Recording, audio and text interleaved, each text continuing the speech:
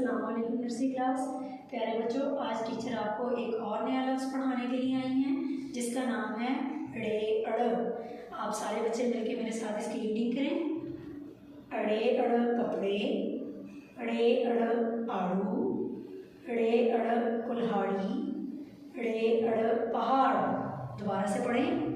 अड़े अड़ कपड़े, अड़े अड़ आड़ू, अड़े अड़ कुल्हाड़ी, अड़े अड़ पहाड़।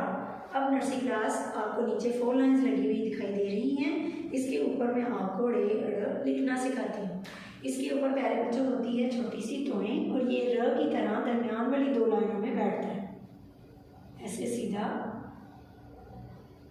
यूं, और इसके ऊपर होती है छोटी सी टोएं। उसके बाद नर्सरी क्लास इसी तरह मैं आपको एक और दफ़ा लिखना सिखाती हूँ।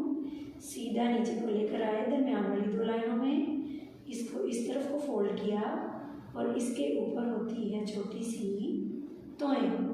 एक दफ़ा दोबारा देखें। दरमियान वाली 2 लाइनों में सीधा वन लेकर आए नीचे, इस तरफ को इसको फोल्ड किया और इसके ऊपर छोटी सी टोएं। इसी तरह प्यारे बच्चों आपने इसकी रीडिंग करनी है और इसको लिखना सीखना है। अल्लाह हाफिज़।